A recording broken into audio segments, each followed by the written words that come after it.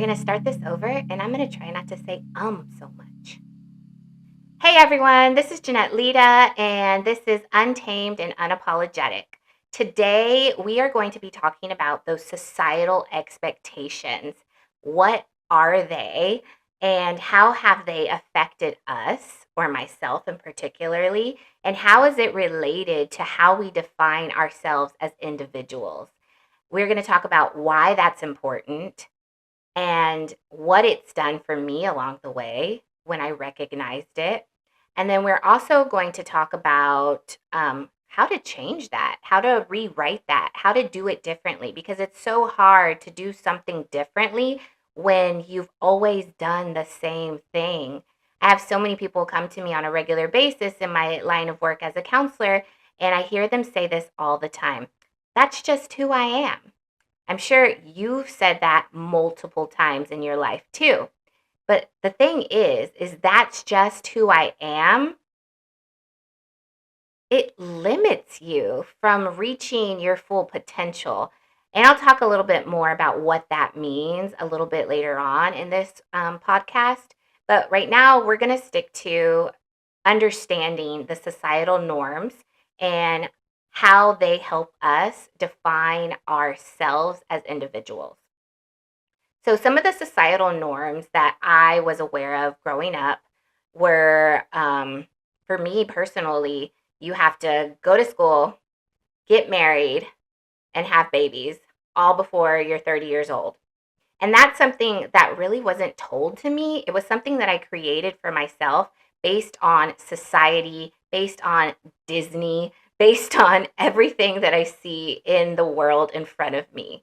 We are given those expectations from our parents when we're born. So, like for me, it was always told to me growing up is Jeanette, you will finish college, you will get a degree, and you will have a career, and you will not have babies until that happens. And that was drilled into my head from birth. My mother did not do your traditional like track in college, and she actually dropped out of school and had my sister at, I believe it was 17. So later on in life, she went back to school to get the degree. And in her mind, she was saying to herself, probably, my children will never struggle the way I struggled. And I completely get it. So I'm grateful for that piece of information that was installed in my brain so early on. So that was part of how I created that first belief system of go to school, get a degree, get married, have children. The get married and have children thing is something I created for myself by watching my sister. She got married and had children at 25. So when I hit 25 and I didn't even have a relationship yet, I thought there was something wrong with me. But there really wasn't. But in my mind, I told myself if I don't do this at 25 like my sister did, then there's something wrong with me and I may never have a family. And again, that goes back to those societal norms that we see right in front of us. And they really affected me in a negative way. During those times in my life, I remember feeling lonely, rejected. And with those emotions, you get depression, anxiety. Am I ever going to get there? Will I ever have a child? Will I ever get married? Is there something wrong with me? And the fact is no, there was nothing wrong with me. I just told myself that there was something wrong with me because of what I saw in the world in front of me and what I was told. So a lot of these societal norms really, really have a negative impact in us and our mindset and the way we talk to ourselves and how we even define ourselves. Because when I told myself, oh, you're never going to have kids or you're never going to get married, I isolated and I became depressed instead of putting myself out in the world and going after what I wanted. So I think it's really important to see that society and our family and our genetics, right, have a really strong influence in what we do in life. So some of the other things that I remember being told, even later on in life, not as a child, were Like, don't show too much. Don't post too much. Don't let people see your accomplishments. Don't talk about your accomplishments. Don't get excited because you could scare people.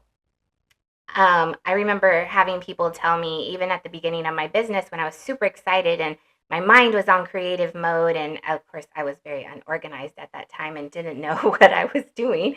But I would get so excited wanting to do these new things. And I knew I needed help. But when I would talk to the people that I thought were going to help me, all I got was, shh, don't talk, Jeanette. Don't talk. Stay silent. You're freaking everybody out. And so,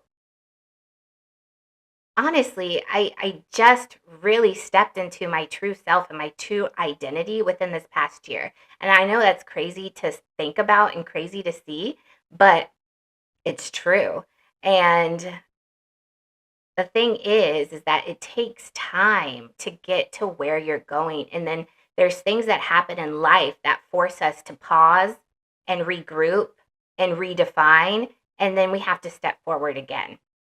But a lot of those societal expectations or what we hear from people, people's reactions to what we're doing also affects us.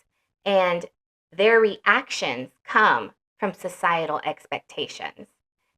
So the people that told me, shh, be quiet, you're scaring everyone, were also people that had their own expectations and their own beliefs from society. So their reactions that they gave me that I took to heart and personal, which also shrunk me down and forced me to be quiet and stay in the shadow, that wasn't about me. That was about them. And so, with that being said, when somebody tells you to be quiet or to stand down or questions what you're doing and you feel like that's a personal attack, take a pause and remind yourself that is not about me. That is what is happening within them from their experience in life, from what they were told as a child, and from what they believe internally. Has nothing to do with us. For example, yesterday I posted a video of my pole dancing accomplishments. I recently started pole dancing after I met this amazing woman in Spain while I was walking the Camino. And she told me she pole danced and she was a therapist. And I was like, what? That's amazing. And I told her when I get home, I am going to register and start pole dancing. And it pole dancing is incredibly hard, by the way, but it's a workout that really, really not only builds your own inner self confidence, but it builds your strength and your endurance and your stamina. And it makes you feel powerful and able to conquer anything. So I really, really love it. And so I posted my progress, and I do that just for my own accomplishments because remember, I used to be told, don't post that. People are going to have opinions. People are going to believe things or say things or wish bad upon you. And I'm not listening to all that noise anymore. So I posted it. And there was a comment on there that stated, like, what are you trying to do here? Like, I'm curious, or something along those lines. And it was from a male follower. And so right away, I was like, a little activated internally for a moment. I had to take a pause and I had to remind myself that's not about me. That's about him and his societal expectations. And I'm not meeting those societal expectations. And this is going to be another podcast, but to go further into societal expectations and reactions of others towards us. But in that moment, I had to remember what I was doing and why I was doing it. And the fact is I'm doing it to show my accomplishment. I'm doing it to show women in the world that it is okay to be you and to post it all over the world because anybody who doesn't like it, that's on them, not you. And more power to you because you had the courage to post something so vulnerable, maybe my post is going to encourage another woman to step out of her comfort zone and be able to start redefining herself. So that was the beauty out of that. So going back to us and our identities, right? How has societal expectations impacted you and your identity and how you define yourself? I want you to take a few minutes, and every single podcast, I'm going to have you write things down. It's just for the journey, it's for growth, it's for being able to keep track of where you were, where you want to be, and where you are in that moment. So take some paper out or pull open your phones and pull out your notes section.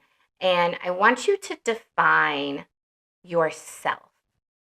How would you define yourself if somebody asked you, who are you? A lot of us define ourselves in what we do, right? So pay attention to that. I want you to be very intentional about how you're defining yourself. A lot of us are mothers, have a career, have families. I want you to focus not so much on your roles, but on you. Who are you as an individual? That is one of the hardest questions I've ever had to answer. So take some time, and whether you do it now or whether you do it after the end of this podcast, I highly encourage you to start now, because maybe like a year from now, we're going to come back to the same question. And I guarantee you, when you look back on what you wrote today versus what you're going to write in a year from now, it's going to blow your mind. So please take some time, get something out, write it down. And the question is, how do I define myself as an individual? Not on my role, but as an individual. And as you're doing that, I'm going to talk a little bit about how or what that kind of means. So it's really, really hard sometimes to say things about ourselves. And one thing that's really, really helped me is getting affirmation cards. I have these awesome affirmation cards right here next to me, and I use them all the time. It's from my mentor, Lauren LaHave. She's amazing, by the way, and loves to kick me in the booty and remind me of who I am. And by the way, always have friends that remind you of who you are and don't force you to go back into the shadows. But I use these cards on a regular basis, and I pulled one today right before I recorded this, and it is right here. I am the real deal. I'm going to read it out loud. What you see is what you get. I am committed to sticking to what I said I would do. There is no better version of me. This is it. So I will make today great. I am great. If I feel there is improvement to be made within myself, that is what my focus will be on until I am satisfied. I am the best me. To be someone I am not is a waste of who I am. That is so powerful on so many levels. And that's why I really, really love these cards, because they help me remind myself that I am more than just a mother. I am more than a therapist. I am more than a friend. I am more, so much more. And I think we forget these things on a regular basis. So it's a great reminder, and it really, really helps answering that question of who am I as an individual. So where I want to go from here is the challenge. Every time we meet, I will present a challenge to you.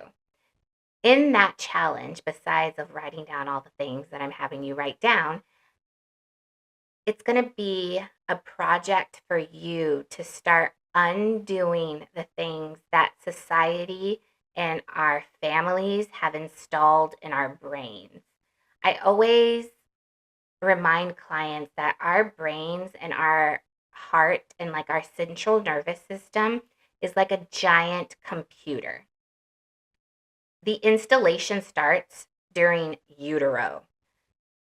And throughout utero and at birth and through the first 3 years of life, and then continuing on that journey of life, we get programmed with beliefs, expectations, societal norms, and of course, along the way, there's always like big experiences, whether you want to call it trauma or large transitions or changes.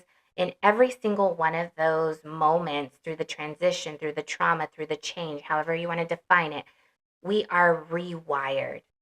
And old beliefs get in like more powerful, new beliefs come in, and we continue living that life. And that is why when somebody says, that's just who I am, I always challenge that, because when you're coming to me and you're coming to see me, or you're talking to me, or you're listening to me, remind yourself that is not just who I am. Because as a human, we are changing every single day.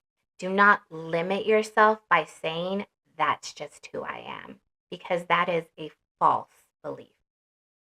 We have the potential to be anything and anybody and have anything and anything and everything. Sorry. So keep track of how many times you're doing something because that's just who I am. And the challenge is when you realize that you did that and you said, well, that's just who I am, right? Oh, I'm clumsy. That's just who I am. Oh, I'm lazy. That's just who I am. Oh, I'm depressed right now. It happens every year around this time. That's just who I am. I want you to write those things down if you catch them. Highly recommend that you have a buddy when you're doing this, because you will not catch them right away. This is step one, just being aware that we're doing this, because none of us are aware at the beginning until I call it out and remind you that you can be so much more. But when you catch yourself doing something because that's comfortable or that's just who you are, stop, write it down. What is it? Is it a thought? Is it behavior? Is it an emotion? Whatever it comes up, write it down. And then I need you to challenge it and ask yourself, how did it get here?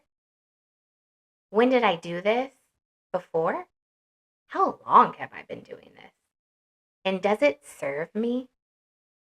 Chances are the answer is going to be no, it doesn't serve me anymore, because it causes anxiety, it causes depression, it causes uncertainty. And you have the power to change that and redefine that belief system. So I challenge you to pay attention and activate your awareness of the things that you are telling yourself that that's just who I am. That's who I am. That's my identity. That's what society told me. That's what my mom and dad made me believe. Yes, they did.